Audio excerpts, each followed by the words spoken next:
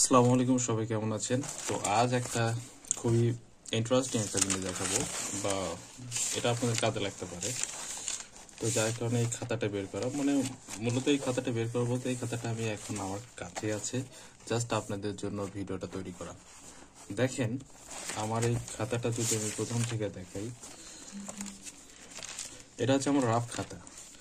এখান থেকে যদি দেখাই, আমার খাতা বেশি দিন টেকে না, অথচ আমি খুব লিখি।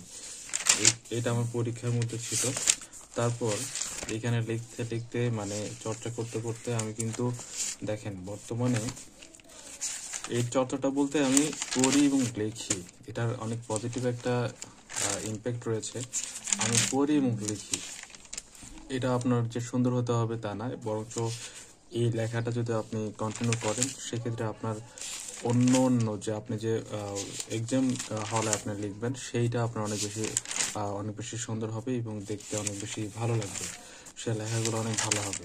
তো দেখেন, এটা হচ্ছে আমার রেগুলার, আমি একটা করে খাতা নেই বলতে রেগুলার আমি পাতা নেই, এবং দেখা যায় যে আমি দেখতেই থাকি এবং যতক্ষণ পর্যন্ত আমার মানে সারাদিনের পড়া শেষ না হয় ততক্ষণ পর্যন্ত আমার লেখা চলতে থাকে।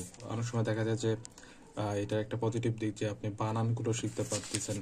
যখন দেখবেন যে কোনো কঠিন বানান আপনার সামনে আসছে, তখন সেই জায়গায় আপনি বানানটা চর্চা করলেন, এতে করে আপনার যে এক্সট্রা ভাবে বানান পড়ার যে একটা মানে আলাদা সময়, সেটা অনেকটাই কমে যাবে আপনার কাছে। তখন মনে হবে যে আপনি তো এই বানানগুলো পড়েছেন বা এই বানানগুলো চর্চা করেছেন আপনার যখন পড়েছিলেন প্রথম দিকে, তো তখন তো আপনি চর্চা করেছিলেন।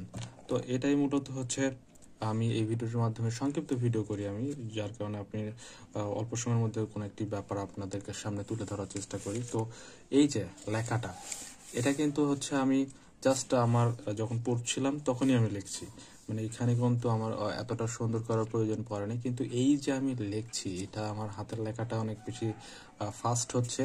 এতে করে আমার যে লেখালেখি, এই প্র্যাকটিসটা মানে চলমান থাকছে, যার কারণে আমার কাছে মনে হলো যে এই ব্যাপারটা আপনাদের সাথে শেয়ার করি, যাতে আপনাদের একটা উপকার হয় বা আপনারা এইটা প্র্যাকটিসটা কন্টিনিউ করেন। অনেকের অভ্যাস আছে যে না লেখার, মানে অনেক শুধু পড়ে যায়, দেখা যাচ্ছে যে পরীক্ষার হল ছাড়া সে কখনোই লেখে না।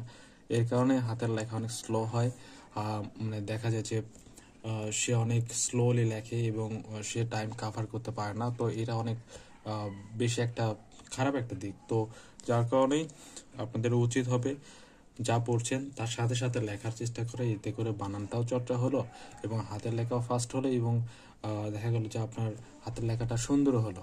একসাথে 3-4টা আপনার উপকার আপনি এখান থেকে পাচ্ছেন। তো সবাই ভালো থাকবেন, সবার জন্য শুভকামনা, আমার জন্য সবাই দোয়া করবেন।